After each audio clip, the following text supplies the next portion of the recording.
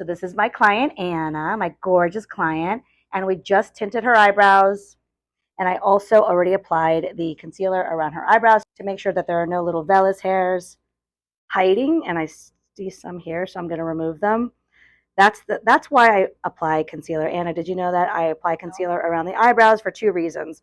Number one, when you put makeup around the brows, on the skin, either concealer or even just like a white powder or eyeshadow, all those little vellus hairs, which are these little peach fuzz hairs, they like to hide, but they show their face when you have makeup on the skin. So that's number one. But then, so I really I'm able to really clean up the brows. It's hand tweezing. If it was waxing or sugaring, then it would take everything out. But because I'm hand tweezing, there's little hairs that like to stay behind. Easy fix. Put on a little bit of concealer, and it helps you see those little hairs that hide. But also, when you leave, you get to leave with a nice finished brow because the concealer masks any discoloration, facial redness. Oftentimes we have redness on the eyelid, surrounding the brows. Also, when I'm manipulating the brows, there's some redness, right? And even though, I love to use my my jade roller, which calms the skin and it helps with that redness and inflammation, you still may have some pinkness left over. And so the concealer does a great job. So what I like to do is I like to put it on my hand, my glove, and I do this for sanitary reasons, so I avoid cross-contamination. So I'll take my little disposable applicator, and I already apply the concealer to her eyelid, but I'm just sort of showing you how I do it. And with no rhyme or reason, I'm just placing it on her brow, and I'm going to blend it in with my finger, and I'm doing the same above the brow, and I blend it in with my finger. So this is a 2-minute makeup look. We're not here to do her makeup. We're here to sort of enhance the look that she has. Anna came here for eyebrow shaping, and so we shaped and trimmed and tinted her eyebrows, and they look beautiful, but we're going to kick them up a notch. So this is temporary tint. How long does it last on you? At least probably like a good week or more. Yeah, I mean, it's not although Anna does have permanent makeup, it's really faded. Yeah, so this is a really great way to sort of freshen them up in between permanent makeup sessions. I mean, it's been a few years since your touch up. Even though I can still see some pigment in your eyebrows, the tint really helps to sort of boost that color. But what I'm going to do is kick them up a notch. So you're going to wake up with makeup tomorrow, right? It may be lighter, but just for the purposes of today, you can go to dinner with your husband, have a great time. I'm going to put on a waterproof pomade. So what I'm doing is I'm getting a flat angled brush and a waterproof pomade, and I'm literally just tapping it on the brush. I'm not rubbing it in or twirling it in. I'm sort of with a flat, with a little bit of pressure, just tapping it into the product. And this color for Anna is Cool Taupe. And I'm going to use the back of my glove. After clients, like my glove is like full of makeup because I use my glove as a palette because I want to maintain a sanitary surface. But now what I'm doing is I'm just blotting my brush.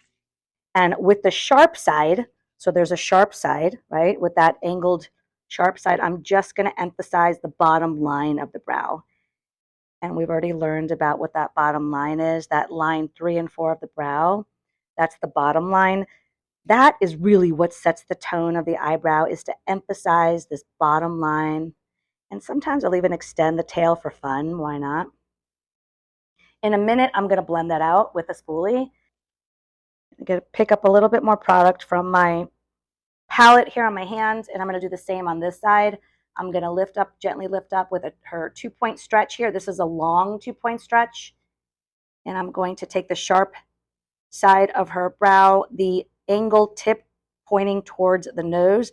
And what I like to do is I like to take short little strokes and emphasize that bottom line into the tail. Get a little bit more product from my glove. Give her a nice little 2-point stretch. My hand's resting on her face just to get some leverage, and I'm with short little strokes. Now, the beauty of makeup, washable makeup, is that if we don't like it, if it's too dark, then we could always rub it out. But it's going to wash off, so let's have some fun with it. Now, I always show the clients their eyebrows. I always show the client their finished tinted eyebrows prior to me applying makeup so that they know this is how your eyebrows look after the tint. Now we're going to kick them up a notch with a little washable makeup. So Anna has already seen her eyebrows. And so she knows that if they're a little darker, it's just because we've applied this washable makeup. Now, all I'm doing now is I am literally blending the product in with this disposable spoolie brush. You never want to just apply makeup to the face without blending, and that includes the eyebrows. And then I may even just kind of go in a little bit more in the end after I blended it with full-on pigment without blending, just under the arch. So oftentimes this is the area that requires a nice density fill, is right here under the arch. I'll do the same on this side.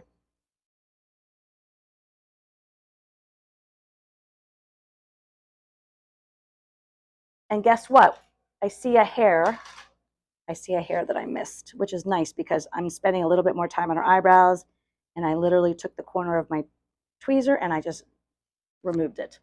Okay, so this is why it's a 2-minute makeup application. That took what, like nothing, 15, 20 seconds. I'm taking a little longer because I'm explaining it.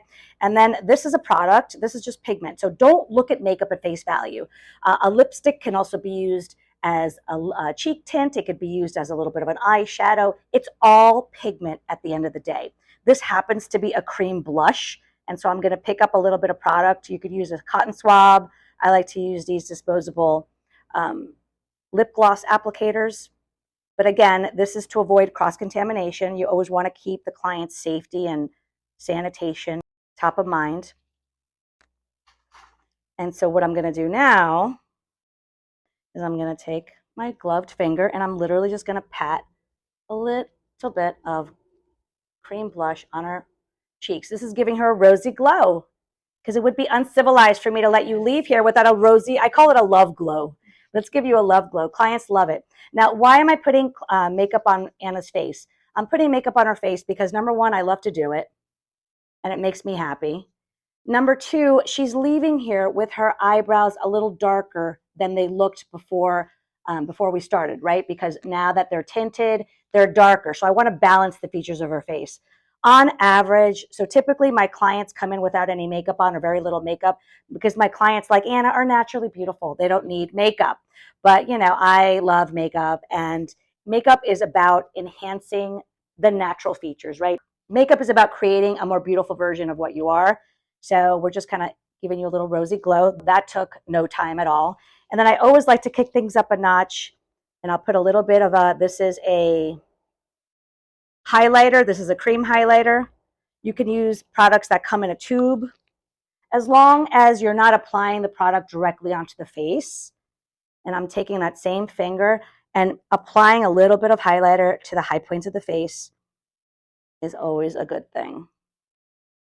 So you can go out with your husband tonight and have a little date.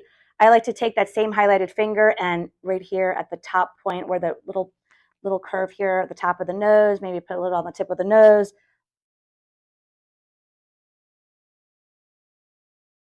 And I'm literally just tapping it and pressing it into the skin. This is taking no time at all. And then whatever is left over on my glove from the cream blush and from the highlighter, I'll even apply it to the lips. Now, I personally use good quality products, so I know that they're safe to use on the face and on the lips. And I already know ahead of time from my client's information sheet what kind of topical allergies they have.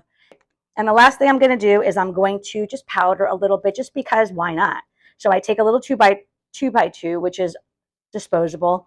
I'm just going to swirl it in translucent powder. And I'm literally going to press it in to the center of her face. We live in South Florida, where it's really hot and humid. And so this is just absorbing any shine that she has.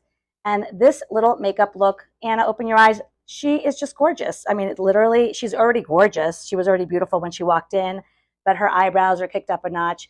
She has a little bit of color on her cheeks, on her lips. And she'll look in the mirror when she gets into the car, and she's just going to say, thank you, Rose. She's going to say, thank you, Rose. Thank you, Anna. Welcome. Thank you.